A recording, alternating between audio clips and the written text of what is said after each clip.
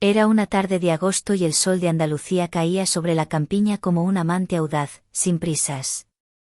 Las colinas de los alrededores de Ronda estaban teñidas de un ocre intenso, casi dorado, y los olivares se perdían en el horizonte, creando un espejismo plateado bajo la luz implacable. Desde la cocina de mi cortijo, un viejo edificio de piedra blanca y tejas rojizas, ascendía el aroma a jazmín del patio y a pimientos asándose en la lumbre. Llevaba los pies descalzos sobre las baldosas de terracota del porche, que conservaban un frescor casi milagroso. Mi vestido era de lino blanco, sencillo, con los tirantes finos y una falda que danzaba con la más leve brisa. Era una prenda vieja, suavizada por incontables lavados, y se adhería a mi cuerpo con la familiaridad de una caricia, especialmente en la espalda, húmeda por el calor. El viento, ese levante cálido que susurra secretos, jugaba con la tela y con los mechones rebeldes que se escapaban de mi trenza suelta. No llevaba ni una gota de maquillaje.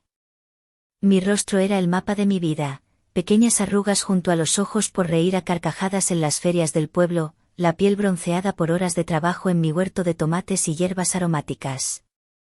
Era yo, Sofía, una mujer de 48 años, viuda desde hacía 10, dueña de mi silencio y de mi soledad. Viva, real, sin necesidad de filtros que ocultaran las historias que la vida había escrito en mi piel. Mientras mis ojos se perdían en el camino de tierra que serpenteaba hasta mi puerta, un coche antiguo, un Seat destartalado pero robusto, levantó una nube de polvo a lo lejos. Se detuvo frente a la cancela de forja y de él descendió mi hija, Carmen, con esa sonrisa que iluminaba todo lo que tocaba. A su lado, su marido, Mateo, sacaba una bolsa de tela del maletero. Mi mirada se posó en él. Por un instante, el mundo pareció contener la respiración. El único sonido era el canto hipnótico y persistente de las cigarras. Fue inevitable. Nuestros ojos se encontraron por encima del techo del coche, y sentí como su atención se deslizaba, lenta, por mi figura. Recorrió el contorno del vestido de lino, deteniéndose un segundo en la curva de mi cadera y luego bajando hasta mis pies desnudos, cubiertos por una fina capa del polvo rojizo del jardín. Me di cuenta de que llevaba una tobillera de plata, un regalo de mi difunto esposo, que brillaba con el sol. Vi cómo sus pupilas se dilataban ligeramente. No había en mi intención de provocar. Era, simplemente, la libertad de existir en un lugar donde el calor te desnuda el alma y el cuerpo pide respirar. Rompí el hechizo y caminé hacia ellos. Mi niña, exclamé, abrazando a Carmen con una fuerza que guardaba meses de añoranza. Aspiré su perfume, una mezcla de la ciudad y de la juventud que yo recordaba como un sueño lejano. Mateo esperaba a un lado, ligeramente incómodo, con la bolsa aún en la mano.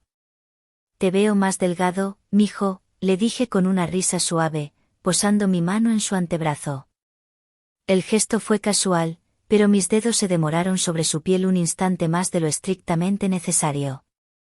Sentí el músculo tenso bajo mi palma. Él bajó la vista, murmurando algo sobre el estrés del trabajo en Sevilla.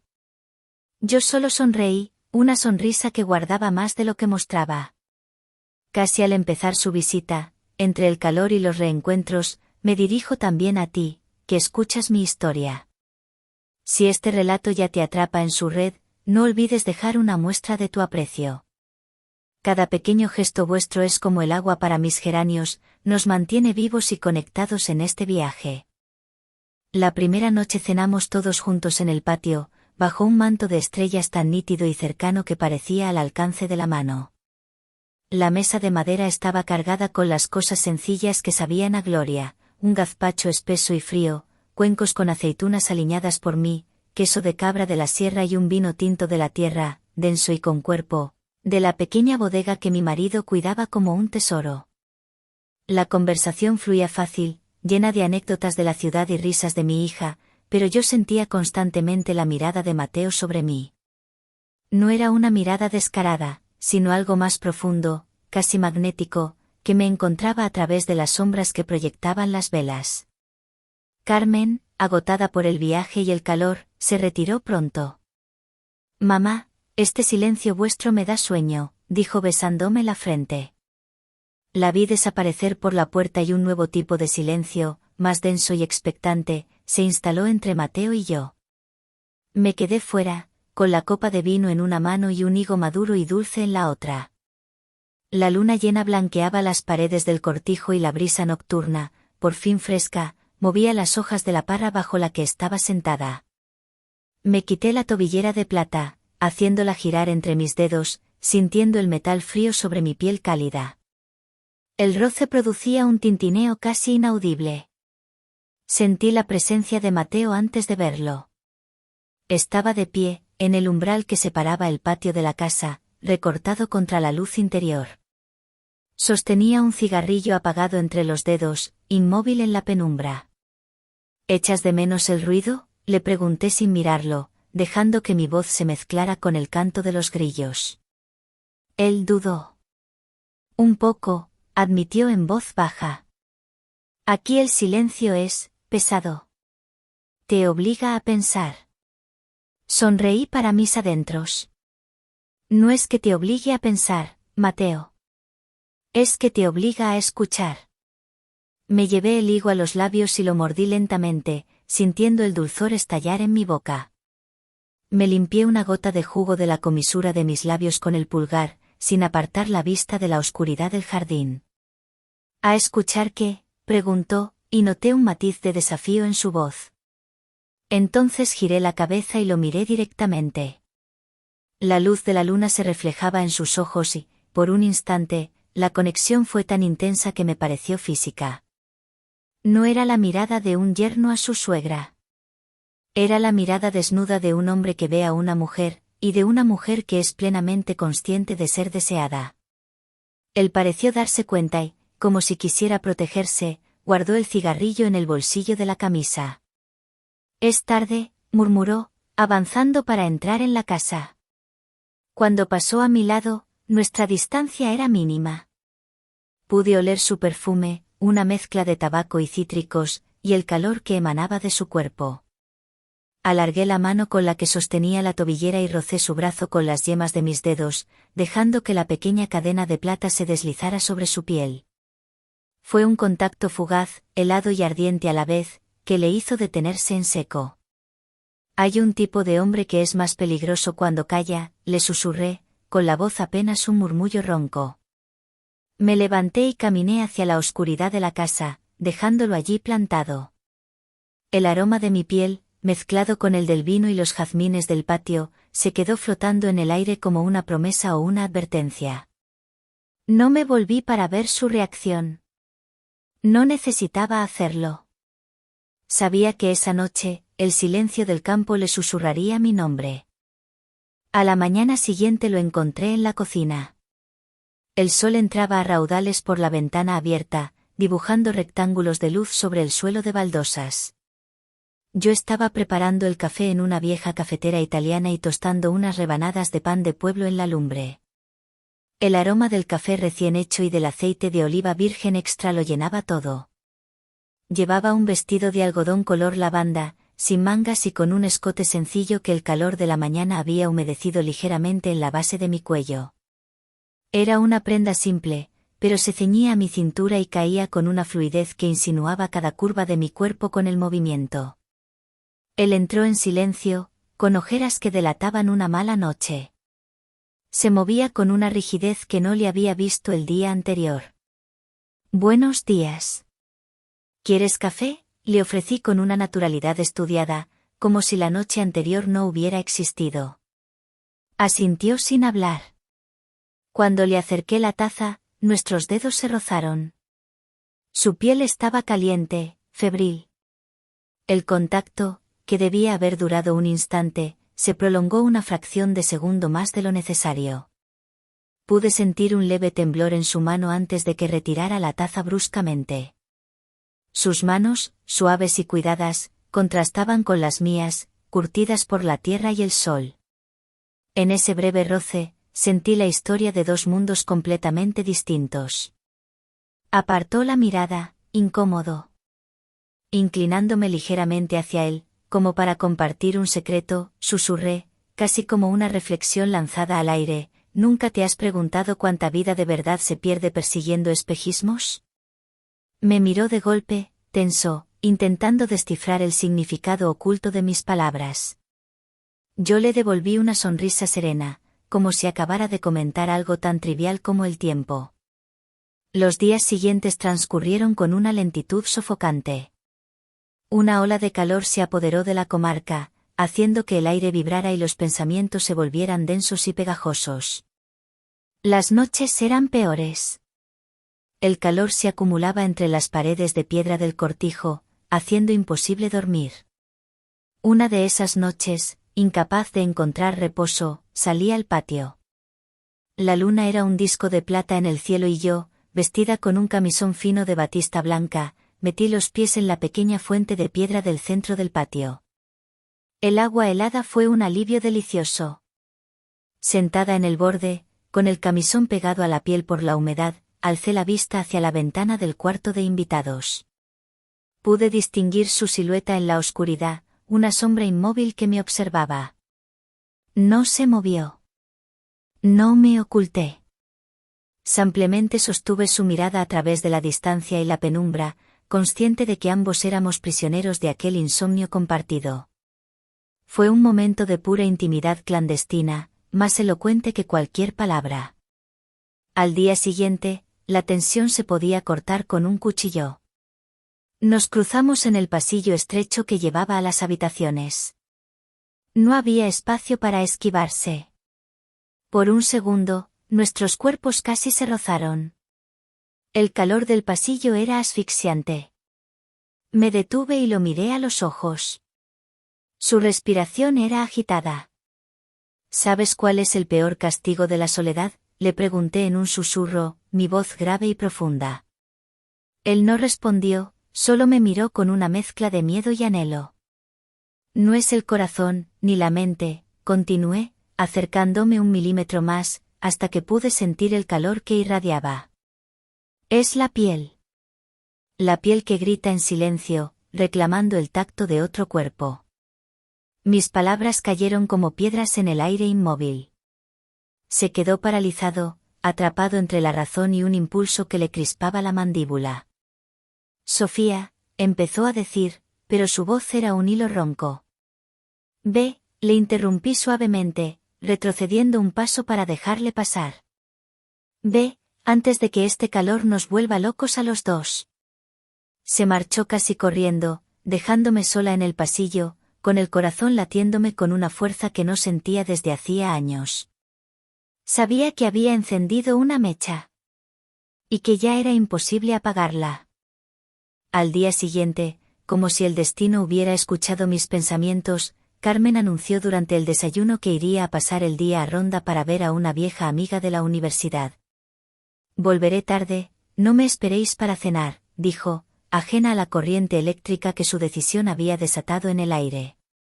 La vi marcharse en su coche, levantando la misma nube de polvo que el día de su llegada, y un silencio denso y lleno de posibilidades se apoderó del cortijo. Estábamos solos.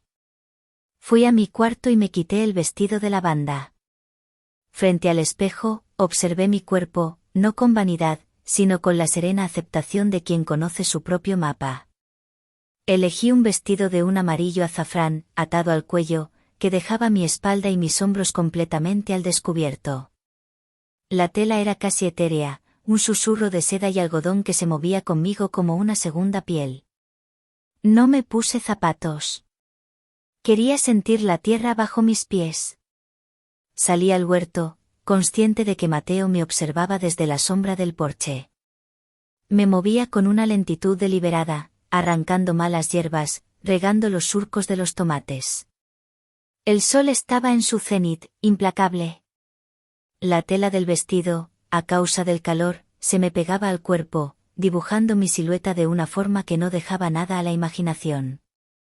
Tomé la manguera y, mientras regaba unas macetas de albahaca, dejé que un chorro de agua me sorprendiera, empapándome el pecho y el abdomen. La tela amarilla se volvió translúcida, oscura, adhiriéndose a mi piel como si fuera pintura. Mateo, lo llamé sin alzar la voz, sabiendo que me escucharía. ¿Puedes ayudarme con esto? Se acercó despacio, como un hombre que camina hacia un precipicio. Sus ojos no se apartaban de la tela mojada sobre mi pecho. Señalé una gran maceta de terracota. Pesa demasiado para mí sola. Nos agachamos a la vez para cogerla. Nuestras manos se rozaron sobre la arcilla rugosa y caliente. El calor que emanaba de él era casi tan intenso como el del sol. Nos levantamos al unísono, nuestros cuerpos a escasos centímetros. Pude ver el sudor perlando su frente, la forma en que tragaba saliva. ¿Sabes por qué en días como este la gente comete locuras?, le susurré, tan bajo que mis labios casi rozaron su oreja. Porque el sol quema la prudencia.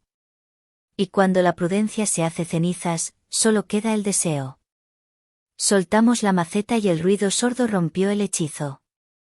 Él retrocedió un paso, respirando con dificultad. Esa noche, le serví la cena en el patio. Una sopa fría de melón y una ensalada. Apenas probó bocado. Yo comía despacio, bebiendo vino blanco helado, sintiendo su mirada fija en mí. A esta casa le falta un hombre, dije de repente, rompiendo el silencio. Se nota en el silencio, en el peso de las noches. Mateo me miró, con los ojos oscuros y atormentados, incapaz de articular palabra. Llené su copa de vino, y al hacerlo, dejé que mis dedos se enredaran con los suyos alrededor del cristal. No los apartó. Se quedaron allí, entrelazados, en un pacto mudo. Me levanté, dejando que el vestido amarillo se deslizara por mis piernas.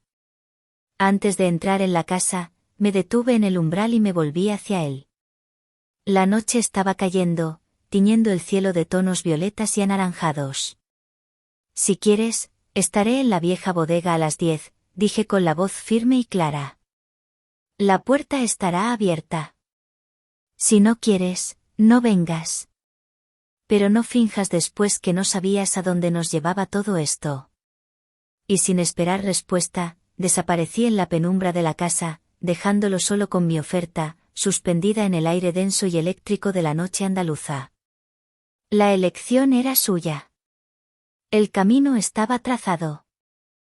El aire en la bodega era fresco, casi frío, y olía a tierra húmeda, a madera vieja y al fantasma del vino que una vez durmió en las barricas vacías. Un único rayo de luna se colaba por una rendija alta, iluminando las motas de polvo que danzaban en la quietud.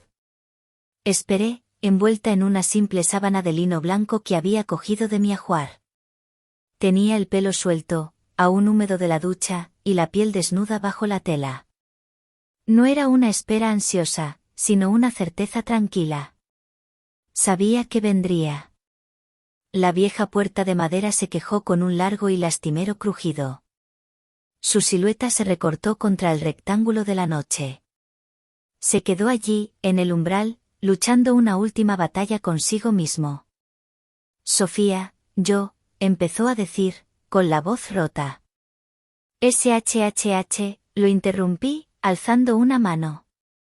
No digas nada. Las palabras solo sirven para mentir o para prometer, y no te pido ninguna de las dos cosas. Me levanté y caminé hacia él sobre el suelo de tierra compacta. No quiero tu futuro. No te ofrezco mi pasado. Solo te ofrezco esto, susurré, deteniéndome a un palmo de su cuerpo. Él ahora. Dos pieles que se buscan en la oscuridad para no sentirse solas. Toqué su rostro con la punta de mis dedos, trazando la línea de su mandíbula tensa. Y luego lo conduje hacia mí. Fue un encuentro sin prisas, cargado de la tensión acumulada durante días. Un baile lento de manos que aprendían a conocerse, de respiraciones contenidas que finalmente se liberaban en suspiros. Mis dedos exploraron la espalda tensa bajo su camisa, mientras los suyos, torpes al principio y luego más audaces, se enredaban en mi pelo y descubrían la piel que la sábana ya no ocultaba. No hubo violencia ni arrebato, solo la certeza profunda de dos personas que necesitaban, por una noche, sentirse vivas, sin juicio y sin consecuencias.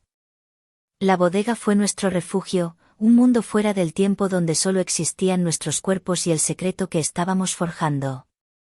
Cuando el silencio regresó, más denso que antes, nos quedamos abrazados en la oscuridad. Solo el sonido de nuestros latidos acelerados llenaba el espacio. Finalmente, me levanté, volviendo a envolverme en la sábana blanca como en una armadura. Él seguía en el suelo, con la mirada perdida. No te arrepientas, le dije suavemente antes de girarme para salir. No te arrepientas nunca de haber vivido. Y lo dejé allí, solo en la bodega, con sus pensamientos agitados y el olor de mi piel impregnado en la suya. A la mañana siguiente, cuando Carmen regresó, la normalidad era una máscara que ambos llevábamos con una destreza impecable. Preparamos el café. Hablamos del tiempo. Nos reímos de sus anécdotas. Nadie podría haber imaginado jamás lo que había sucedido en la quietud de la noche. Solo nuestros ojos, al cruzarse por accidente sobre la mesa del desayuno, se contaban la historia completa. Una historia de fuego y secreto. Los últimos días de su estancia pasaron volando.